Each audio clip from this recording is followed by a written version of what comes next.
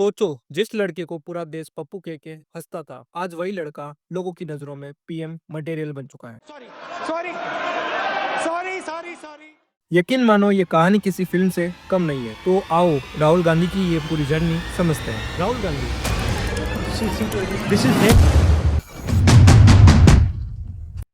जिनके पापा राजीव गांधी देश के प्रधानमंत्री, दादी इंदिरा गांधी भारत की पहली और अब तक की एकमात्र महिला प्रधानमंत्री, सब मैं अपनी आवाज वहां भी पहुंचाना चाहती हूँ। कुछ रॉयल चल रहा था, लेकिन अचानक वो दिन आता है 1984 का। उनकी दादी की हत्या होती है, पूरा देश हिल गया और राहुल अब वो एक नॉर्मल बच्चा नहीं, उसकी पूरी दुनिया बदलने वाली थी इस इंसिडेंट के बाद में। 1991 में राहुल के पापा राजीव गांधी की भी हत्या हो गई। सोचो, अभी वो लड़का 21 साल का भी नहीं हुआ और उसने अपने परिवार के सबसे बड़े सहारे छिन गए हैं। I mean, that's something that has been drilled into us.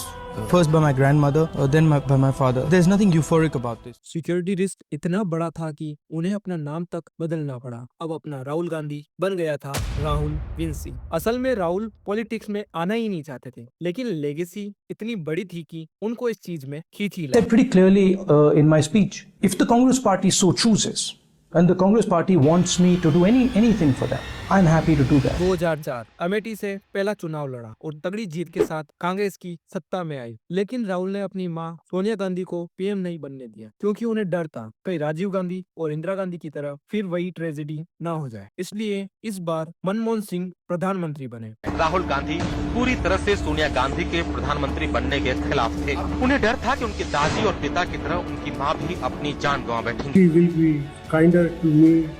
2009 Rahul के होते हुए कांग्रेस को 206 सीटें मिली। सबको लगा अब राहुल का टाइम आ गया, लेकिन फिर आया 2014, एक लहर, एक चाय वाला बनाम शहजादा। बीजेपी वालों ने मार्केट में ऐसा नैरेटिव सेट किया कि ये लड़ाई किसी दो पॉलिटिकल पार्टी के बीच में नहीं, एक चाय वाले और एक शहजादे के बीच। आजादे, सरकार आपकी है, देश पर हुकूमत आपकी है, आपकी पार्टी की है। और परिणाम हम सब जानते हैं, कांग्रेस 44 सीटों पर सिमट गई। राहुल तो अपनी सीट से जीत गया, लेकिन उनकी इमेज पूरी तरह टूट गई। कांग्रेस को अब राहुल गांधी के फेस से जाना जाने लगा। 2014 के बाद राहुल गांधी एक मजाक बन गया, एक मीम, जोक्स, वीडियो, हर जगह से पप्पू बन के रहे। जियो के बाद तो हर गली मोहल्ले के लोग यही बोलते थे, आपके लिए मैं पप्पू हूँ। 2019 हार और भी बड़ी हो गई। अमेठी जो उनका घर था, वहाँ से भी हार गए। इसके बाद राहुल ने कांग्रेस अध्यक्ष पद भी छोड़ दिया और 3 साल तक लगभग गायब सा। लोग सोचने लग गए अब तो गेम ओवर हो गया। पर अचानक 2022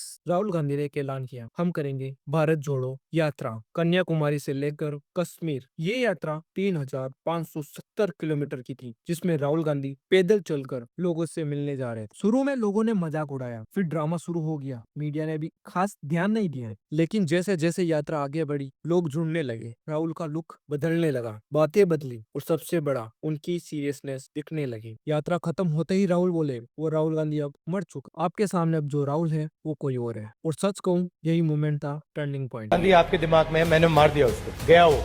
जिस व्यक्ति को आप देख रहे हो वो राहुल गांधी। 2024 चुनाव आते ही सबको लगा फिर वही हार होगी। बीजेपी ने तो 400 पार का नारा भी दिया था, लेकिन रिजल्ट ने सबको चौंका दिया। कांग्रेस 99 यानी 2019 से लगभग डबल सीटें, बीजेपी 400 तो दूर 250 तक भी नहीं पहुंची। राहुल खुद रायबरेली और वायनाड में दोनों सीटों से जीते। अमेठी में भी कांग्रेस ने वापसी कर ली। अब राहुल ने सीधे अडानी अंबानी, स्टॉक मार्केट्स के, वोट चोरी जैसे मुद्दे उठाने शुरू किए और पहली बार लोगों ने उन्हें ध्यान से सुनने लगे। तो सवाल ये है, क्या पप्पू वाली इमेज हमेशा के लिए खत्म हो चुकी है? क्या राहुल गांधी वाकई 2029 में पीएम बनेंगे या फिर उनकी किस्मत अभी और परीक्षा लेगी? कमेंट करके बताएं तुम्हें, आपको क्या लगता है, राहुल का असंभव कमबैक पूरा हो पाएगा और राहुल गांधी नेक्स्ट पीएम बनेंगे?